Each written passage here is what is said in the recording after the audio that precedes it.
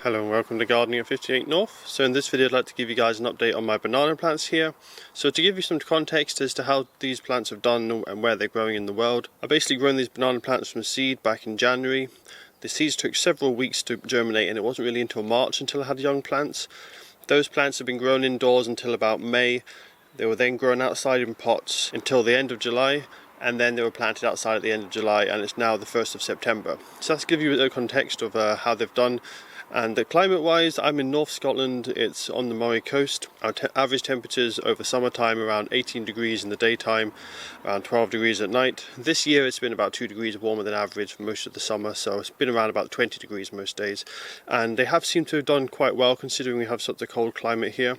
Now I did purposely choose banana species that were from mountainous areas so they could handle lower temperatures, and these can also handle small amounts of frost as well, and the roots are normally perfectly fine with frost as long as they're well mulched. So these should be perennial in my area, apart from the Ensete bananas, which I'll look at later. So I'll go through all the different bananas now, show you how they're doing, and I'll show you how much some of them vary even though they're all from the same batch of seeds. So the first banana and the one that's grown the best for me is the Musa sikkimensis. These are all grown from seed, and I have 5 of these grown from seed. So I had 10 seeds and about half of them germinated, and they've all done quite well. Now they do all look quite different though. This one, for example, has always been the tallest. It's got the most spacing between the leaves, and all the leaves have quite a long petiole there, connecting from the stem to the leaf itself. And they are particularly long leaves, not particularly wide, but really quite long. And the nice thing with the Musa sikkimensis is you get a bit of a purple vein on it. And underneath the leaves, especially on the younger leaves, it tends to be a nice kind of burgundy or purple colour as well. So out of all the bananas, I think these are some of my favourite, the Musa sikkimensis. These are supposed to be hardy as long as you keep the roots mulched, but the top half will die off. And even if I try to insulate the top half, it will probably still die off in my climate. So I'll need to give these extra protection. Now, there's several of them. This is one of the nicest looking ones. There's a slightly nicer one that I'll show you later at my parents' garden. This one's got quite a nice form to it. And you can actually see how much these have grown since I planted them out. Basically all of these were about this high when I planted it about a month and a half ago. You can see the leaves were much smaller, but once they're out in the ground and they can get much more space and much more light, they were really putting on much bigger leaves, and they're looking much healthier now. And every leaf they're putting on is much bigger than the last. Now I'm filming this the 1st of September. If I'm lucky, these could keep growing for another month and a half. But we almost had a frost last night, and we can get frost towards the end of August. It is possible to get frost in the middle of summer, July, August time, but we don't normally have that here in this part of Scotland. It's normally further inland. But now it's September, the chance of frost is getting quite high, and I could easily have a frost the next day or two, and that would just kill them off. Or if I'm lucky and we have some windier weather and it's cloudier, I might not get frost until the middle of November. So these might keep going for a while, but the other risk is if we don't have frost, it's normally because of windy weather, and then the leaves will get shredded. So they're probably going to look at their best at the moment, which is why I'm filming it now in September. But these could grow for another month and a half, and they could get really quite large, possibly even 2 months, 2.5 months if I'm lucky. So they could grow quite a bit more, but it's unlikely with the cooler temperatures. We're probably going to get frosted soon. So another Musa sikkimensis is this one at the back. This one is probably now one of the largest ones I've got. The leaves are particularly big. You can see this fresh one here, a really nice big leaf opened yesterday. This one, as I said, they all seem to vary a lot. These are all from the same batch of seeds. So it's interesting to see how much they all vary. As I showed you that one before, with the petioles were quite long and it was purple underneath. This one doesn't tend to have that purple colouring underneath when it opens up new. The leaves are about the same size, but it's a bit more of a compact plant. This one here, say, is a slightly nicer looking one. The leaves don't fold as much. It's got a bit of purple colouring, not a huge amount. And then we've got this one here, which is a little bit more like the one I had back at my parents', which I'll talk about later in the video. And this one has a little bit of that tiger stripe colouring that some of the Musa sikkimensis have when they're younger. I only have 2 that have come with that. And this one as well is much more compact. There's not much stalk on the petiole here between the leaf and the stem. And it's got a little bit of purpling on there, but it's a much more compact plant, and despite the small height it's still got quite a wide stem. So you can see there different stem heights. This one over here tends to be the tallest but narrow stem. This one here is quite a nice robust plant, and it's kept its leaves quite well. For some reason this one here had a lot of leaf damage in the past. I don't know if this is just a genetic reason, maybe there's slightly different genetics on this, or it's maybe just a cultural difference, but they've all been grown in the same way, so they should already be growing in the same manner. So any differences, I suspect, are probably from genetics. So it's interesting to see how much the genetics have varied. And that's part of the reason I wanted to grow these bananas from seed. It's because there's a lot of variability in the hardiness of Musa sikkimensis. Depends where you get the seeds from, if it's from a high altitude area or not. Some of them are hardier than others. So the hardiest varieties can be almost as hardy as Musa basjoo, which is the hardy banana. So I'll have to just wait and see how these do. I'm hoping these will all survive, but if one's got better genetics for hardiness, it'll be good to see that one come through and survive, and then I can propagate that one and keep that one growing, and basically I'll just keep the one that grows the best. As you can see, there's quite a lot of bananas in this this bed at the moment, and this is only 1 year's growth, so by 2 or 3 years these will be really large plants, and I really need to reduce the number of bananas down just to 1 or 2 plants to fit them in this bed. So I'll just keep the nicest looking one, or the one that grows best in my climate. So this is the other Musa sikkimensis. This is the one at my parents' house. So this is the one I think it's actually the nicest looking out of them all. You can see it's got a really nice colouring on the leaves. The newest leaves have it quite bright like this here. It starts off actually from a very pale brown colour, and then goes more of a dark kind of purpley black colour like this one here, and then eventually fades. You can see as it gets older it slowly fades completely until it gets lighter and lighter, and then it just goes back to green. So this one's got the nicest coloration out of all of them. It's got really lovely stripes as it comes through. And this one I actually chose for my parents' garden because my parents live right on the coast, so only about 100 metres away from the sea. The sea is actually just behind that house over there, so I think it's very windswept. So because it's such a windy garden, I chose this banana because it was the most compact out of them all.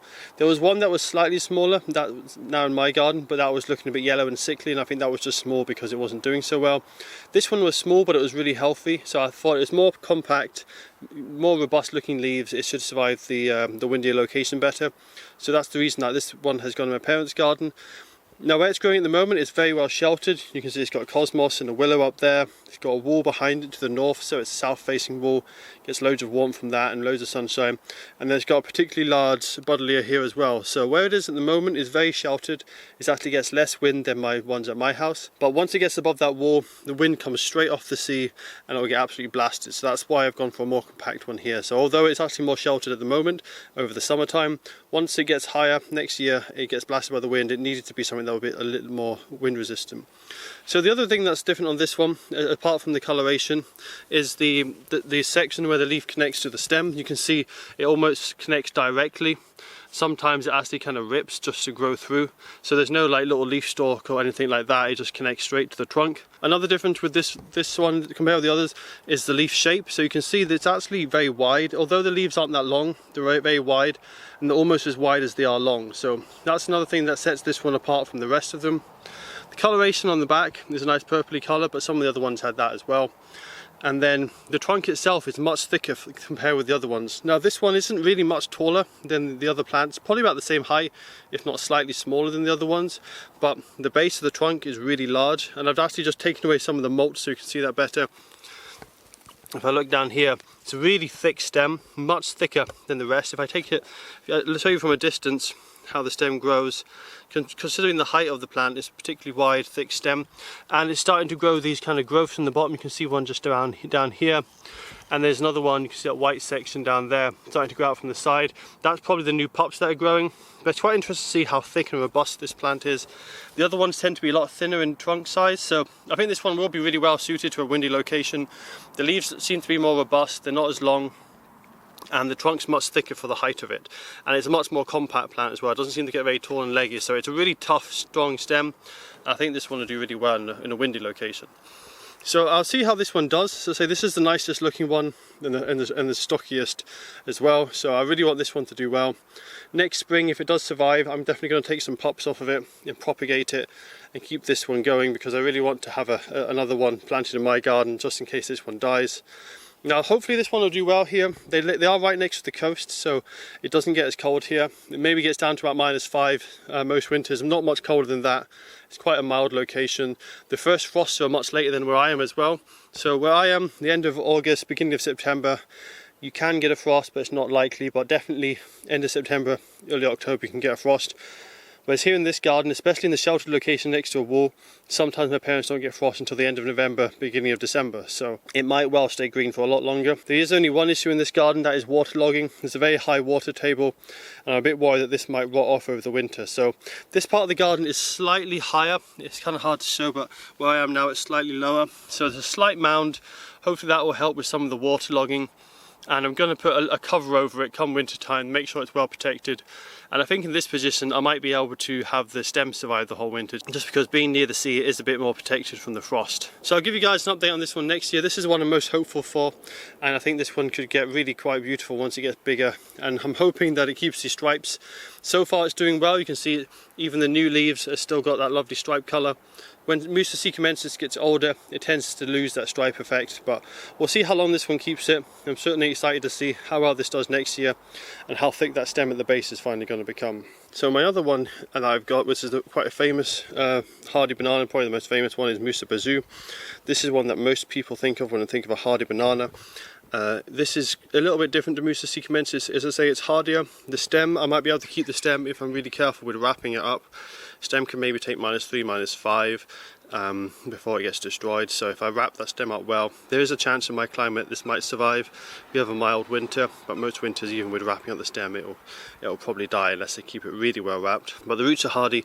Even if I don't protect the roots, this will probably come through no problem. And part of the way I'm going to keep these bananas, all the bananas in this bed alive, is this mulch I've got down. I planted them quite deep in the soil, and I've mulched them quite deep as well. So the root system is probably about 20 centimeters deeper than that, just over ½ a foot below what you can see there, so that the stems are actually much taller than they appear. And I can probably get away with a deep mulch and a deep planting in my garden because I have very free draining sandy soil, and so there's less chance of rot. But I'm also going to cover the ground where each banana is to keep the worst of the rains off it, just keep it a little bit drier, because even though it might be kept above freezing, if it's kept wet the whole winter, there's a chance it could rot off and die. So to say, with the Musa basjoo, it's similar to the sikkimensis, although it doesn't have as nice a colouring. It tends to be lighter leaves. The leaves are a lot floppier as well. You can see here that they're really quite thin leaves. They're a bit more susceptible to wind damage, and they don't tend to have as much colouring underneath. When the new leaves come through, they do sometimes have a little bit of purpling on them. And this is one of the few plants I haven't grown from seed. This is actually from a young plant, and I had 2 of them. One of them just never seemed to grow. I got it in January. It's always done badly, and I've just checked today and it's actually got root mealybug, even though I've already taken it out of the compost, cleaned all the roots and replanted it in new compost. It's still never grown well, and although that one was way bigger than this plant, and it was always a much bigger plant, this one started off really small in later on in the spring, but it's grown really fast and really well. So this is the one I'll be keeping. The other one I'll be disposing of. And you can see this one has done so well that it's grown up loads of pups now. So there's 3 pups in total. You can see there's two down here, and there is one just around the corner around here as well. So this is putting up pups already, so I can separate them if I want any more bananas in my garden next spring. When these are a bit bigger, I can separate them and plant them out. But this is the Musa basjoo, a well-known hardy banana. For me, I don't like it as much as my sikkimensis, just because the leaves are a bit thinner, a bit more delicate. It doesn't have that nice dark green colour that the sikkimensis has, and it doesn't have much of the colouring either. And I just prefer the look of the sikkimensis, whereas the basjoo tends to be a bit floppy looking, especially the older leaves there. It doesn't just look quite as nice. But I'll be interested to see how these grow. What I found so far is growth rate is pretty similar. I would say the sikkimensis seems to be doing slightly better in the cooler weather, and the basjoo slightly better in the hotter weather, although we don't really get hot weather here in Scotland. So it'll be interesting to see how they do going forwards, especially with this colder weather coming in. Now it's September, now it's autumn time. We'll see if they keep growing or if one of them stops growing. At the moment they're both doing well, but it's only just started to come into the cooler period of the year, so we'll see how they do going forwards. So this is what's left of the other Musa basjoo, which I got back in January, and it just really struggled. But it's now got root mealybug, which is a real shame, so I'll have to dispose of this completely. I can't allow it to spread into any of my other plants. So I'll be getting rid of this one, but I can take loads of pups off the other one. And for some reason, as I say, this one's never done well. Even when it didn't seem to have root mealybug, it just never grew that well. So it's interesting to see how this was. It hasn't actually really got much bigger since spring, whereas the other one's really big now and definitely taken over it in size. So my other main banana plant I've been growing this year is not technically a banana, but it's closely related, and that's Ensete Ventricosum. This is known as the Abyssinian banana or the red banana. This comes from the Ethiopian highlands, so it can handle quite low temperatures, but it can't actually handle frost. So the other ones are hardy at root level. This one isn't hardy at root level, and this one will need to be dug up and dry stored, or it will need to be stored in a heated conservatory or greenhouse for this to survive. So I'll have to remove this one. It's quite a different way of growing it. Now most of my Ensete Ventricosums are grown from seed. This one isn't. That's because this is an Ensete Ventricosum Maurelii, which is the one with the lovely dark red colouring on the leaves. And you got this kind of nice fading to green and lots of mottling. Each leaf tends to vary.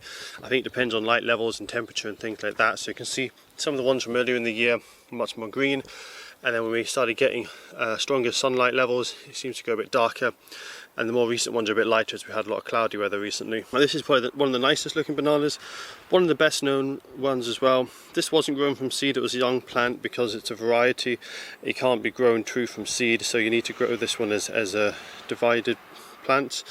Now Ensetes, they grow quite different to Musa plants, so if you notice with the Ensete, it's not really got much trunk, it's nearly all leaf, and the trunk it grows is quite low and short.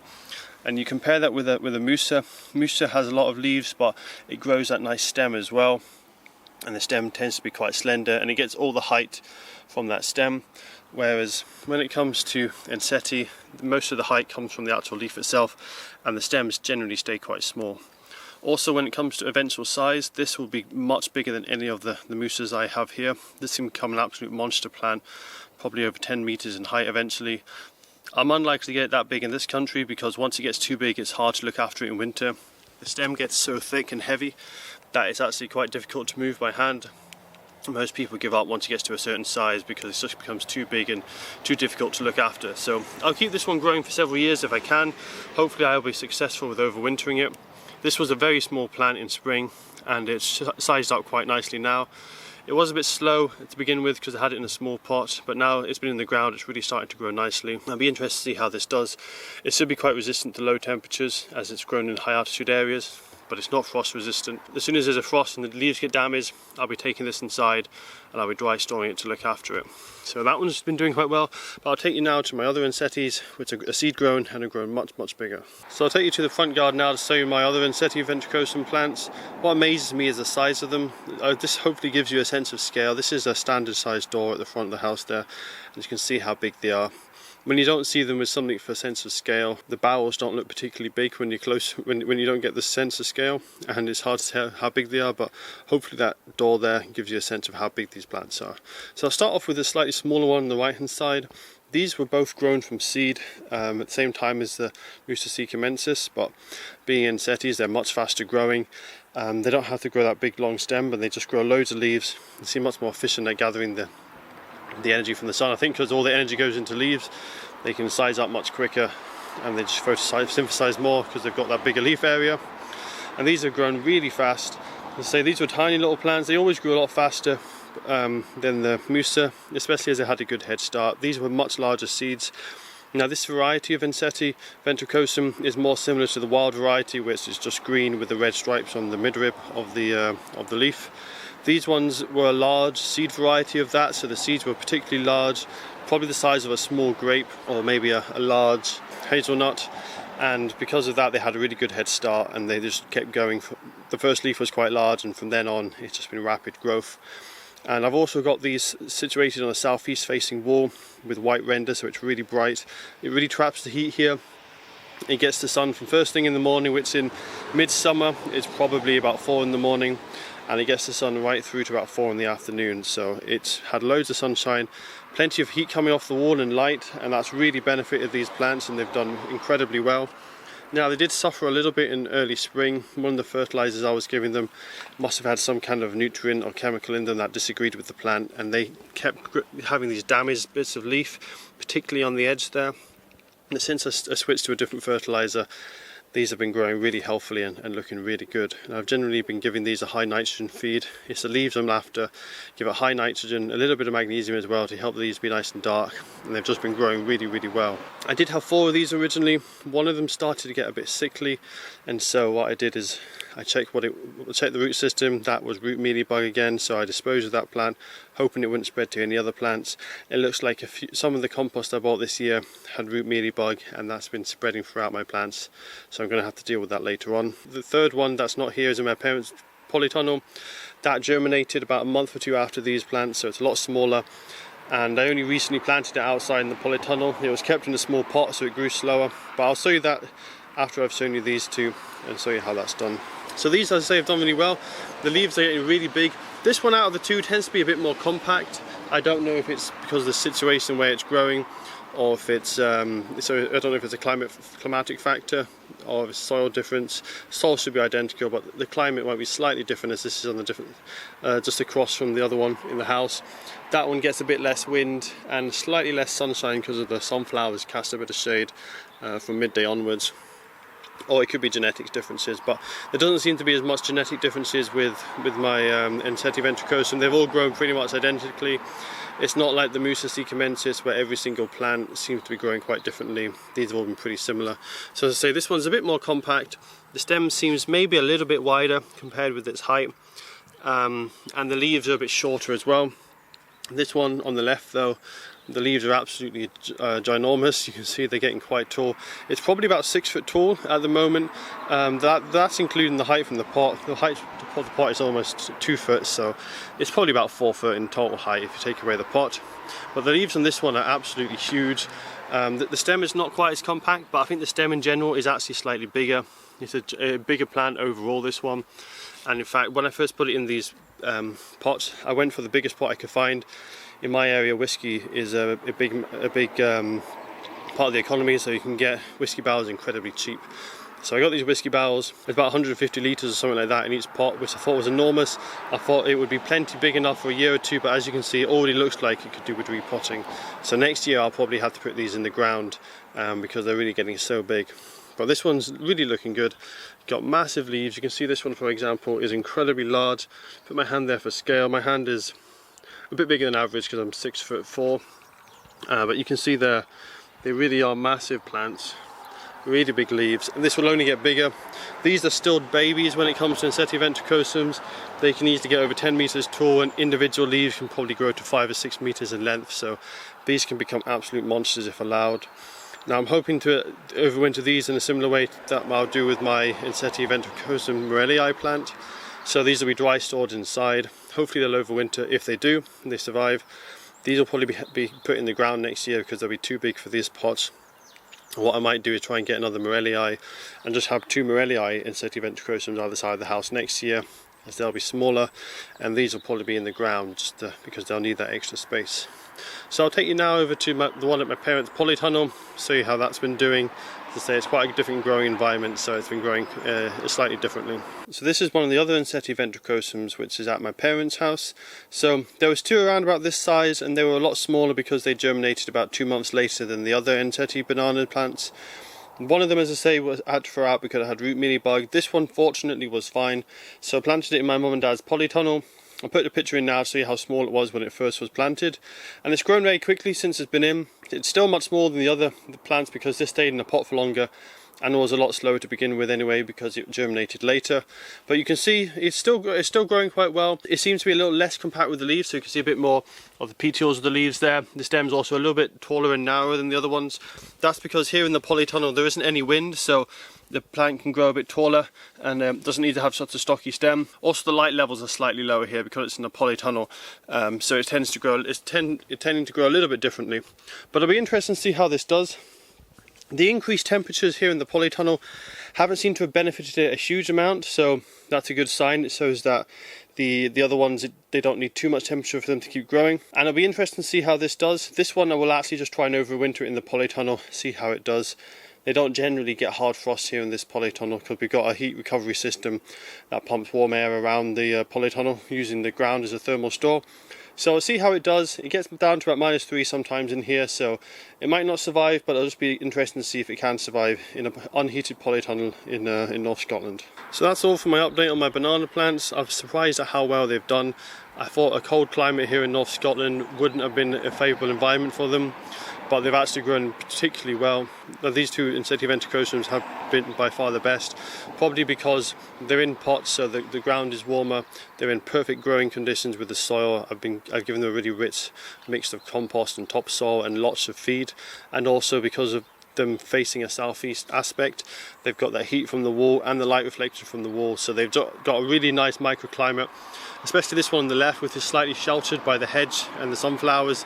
It really traps the heat, and so these ones have done much better than any of my other bananas. So I think when it does come to growing bananas in Scotland, it's definitely doable, but what you have to do is make sure you've got really rich soil, and you need to give them a bit of a microclimate just to try and shelter them a bit from the worst of the winds. Now, I've been lucky, none of my bananas have been badly affected by the wind. As you can see, none of the leaves have been ripped.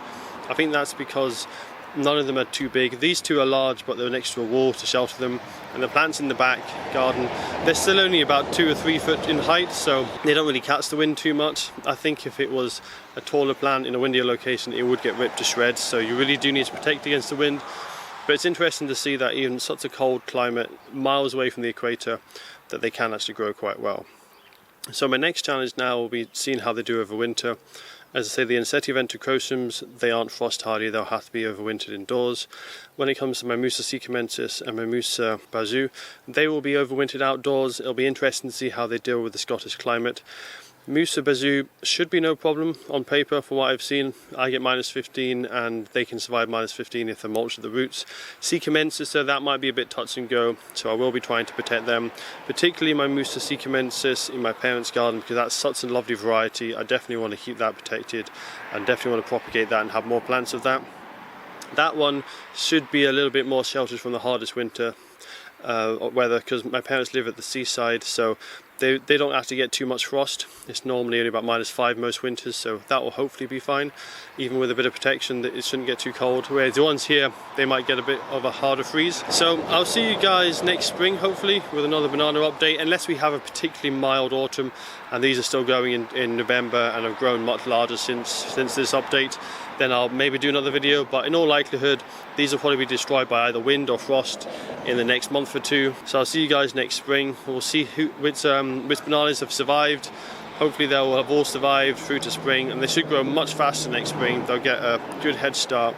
They're not growing from seed, they're now growing from what energy is stored in the tuber, so they'll get a really good head start in spring, grow quickly, and they should hopefully get to 6 foot plus next year.